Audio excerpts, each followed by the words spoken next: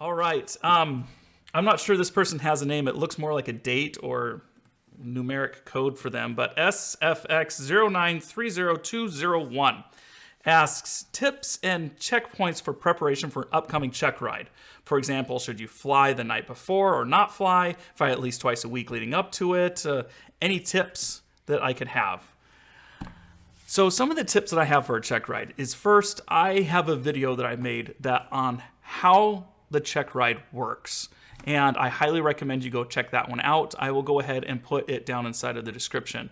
And it's all about the ACS, Airman Certification Standards, and how they work, how the, not the instructor, the examiner, designated pilot examiner, DPE, how he is supposed to work, and how the whole thing is supposed to lay out inside of a scenario.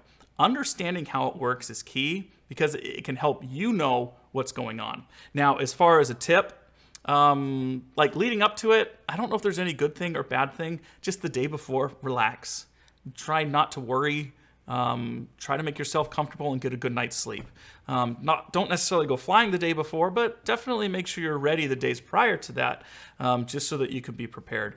As far as the check ride itself goes, if you're progressing, you're passing. So if you do something unsatisfactory, they're supposed to let you know right then and there. So if you're in the middle of your oral, you say something wrong, they're supposed to say that's an unsatisfactory, and you're supposed to stop at that point.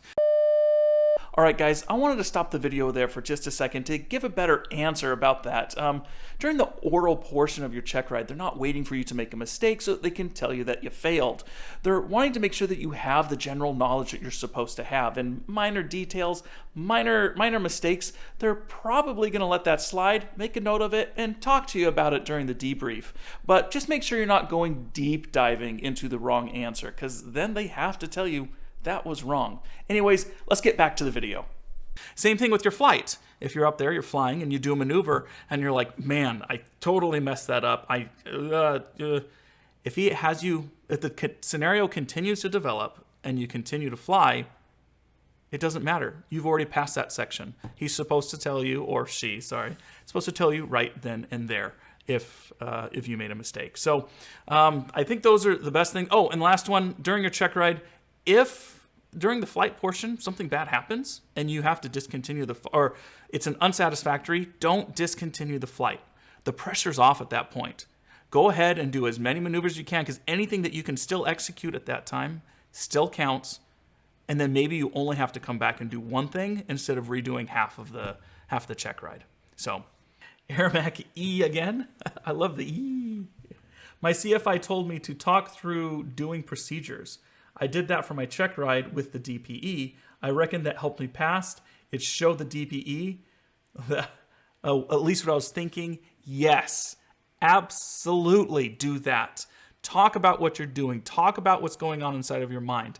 And like I said, I do it out loud when I'm flying by myself. I still do it because saying things out loud, saying checklist item out loud instead of just in your mind, keeps you from moving too quickly, jumping over things, or forgetting things.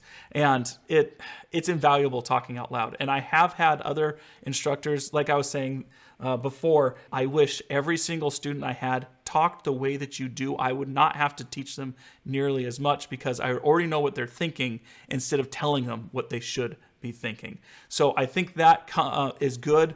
Because you're at a point, if you're saying everything out loud, you already have your certificate, definitely probably helped you pass because the DPE is often wondering what you're thinking and if you're going to kill them. So, all right, guys. Hey guys, thanks for watching the video, and we hope you liked that clip from our last live stream. We're going to be recording live streams once a month from here on out and cutting some of those into more digestible pieces or clips and releasing them on the channel once a week. So make sure to head on over to our channel page to check some of our other clips out and subscribe while you're there so you don't miss any of the new ones. Anyways, share aviation wherever you can, and we'll see you in the next one.